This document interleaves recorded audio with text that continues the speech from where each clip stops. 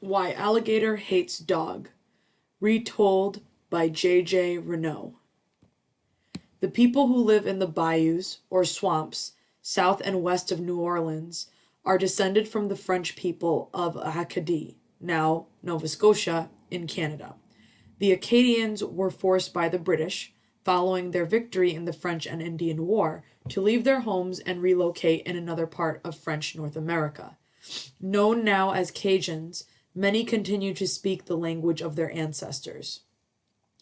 Monsieur Cocodril, the alligator, was once king of all the swamp and the bayou. All the critters cut a wide circle round old Cocodril, lest they wind up in his belly. Even man, with his traps and guns, was wary of Monsieur Cocodril. One snap of those jaws and a fella could lose an arm, a leg, or even his life. Monsieur Cocodril enjoyed the respect and fear of everybody, that is, except for Le Chien, the dogs. How those dogs loved to tease and mock him, from a safe distance, of course. Back in those days, Monsieur Cocodril lived in a deep, dark, muddy hole in the bank of the bayou, not far from the cabin of man and his pesky dogs. In the evening, he loved to curl up in his hole and take a little nap before he went hunting for his supper. But just as he was dozing off, those dogs up at the cabin would start carrying on, howlin', whinin', barkin', teasin', till he thought he'd go mad. They'd howl out, Monsieur Cocodril, come and get us if you dare. And ooh-wee, Alligator couldn't even do a thing about it, 'cept gnash those big old teeth, thump his tail, and wait for one of those dogs to get just a little too close. One of these days, I'm gonna get them dogs, he'd hiss. I'll teach them to mock me, the king of the swamp. Now one day, Hound Dog came running down the bank of the bayou. I mean, he was hot on the trail of Lapin, the rabbit. Thumpity, thumpity, thump. But that rabbit was too smart. He led that dog right up to Alligator's hole.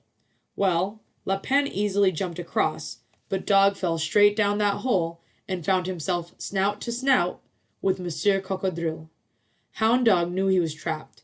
He better do some fast talking if he was going to get out of there alive. Arroo, howled Hound Dog. Comment ça va? How's it going? So, at last you come to pay me a visit, hissed Monsieur Cocodril. Every evening you dogs call out, Monsieur Cocodril, come and get us. Well now, that's exactly what I'm going to do. I'm going to get you. I'm going to grind you into mincemeat, you miserable mangy mutt. Oh, mon ami, but no, my friend, whined Dog. Surely you did not think that my friends and I would insult you, the mighty king of the swamp. Oh, non, pas du tout. But no, not at all. We were only calling you to join us for supper. We did not call come and get us. We called come and get it. Come and get it.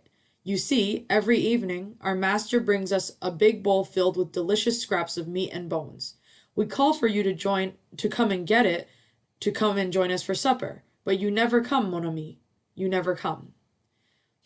Is that so? Asked Monsieur Cocodril. Oh, mais oui, come this very evening and dine with us. For you, we will save the very best, said Le Chien. Said Monsieur Cocodril. But what of your master, the man? Oh, do not worry about him, monsieur. Us dogs will keep watch. If we see our master comin', we'll warn you in plenty of time, and you can escape. Come and join us. We will save the very best scraps for you. After all, mon ami, shouldn't the king of the swamp eat as good as us poor dogs? Now, Monsieur Cocodril was a powerful and fearsome creature for sure. But he wasn't overly blessed with what you'd call the smarts.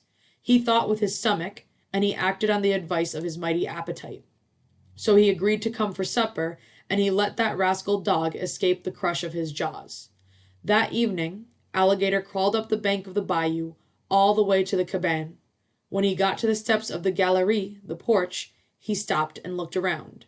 He feared the master might be somewhere about. But the dog started whining. Come up, Monsieur Cocodril. Our master is not here. Do you see our master? Do you hear our master? It is safe, Monsieur Cocodril. You can have your pick of the scraps. Come up and get it, monsieur. Come up and get it. Monsieur Cocodril looked for sure. He didn't see a thing. He listened, and all was quiet. So he climbed up the steps to the galerie, dragging that big, heavy tail behind him. But no sooner had he tasted one bit of those juicy scraps than the dogs started carrying on, howlin', whinin', barkin', teasin', and their master came running out to see what all the ruckus was about. When man saw Monsieur Cocodril on his galerie, he took a club and started beating him on the snout, yelling for his wife to fetch his gun. And if that wasn't bad enough, those snarling dogs leapt on Monsieur Cocodril and began to bite him on his tail. That poor alligator was lucky to escape back down his hole with his life. Well, ever since that time, Alligator hates Dog. He floats in the water like a half-sunk log with only those big eyes peering out. He's waitin' and watchin' for one of those dogs to come just a little too close. This time, Dog won't be able to trick Monsieur Cocodril. These days, old Alligator is a whole lot smarter. He's learned his lesson, and if Monsieur Cocodril was here today, why, he'd tell you himself for true. Believe nothing you hear, mon ami, and only half of what you see.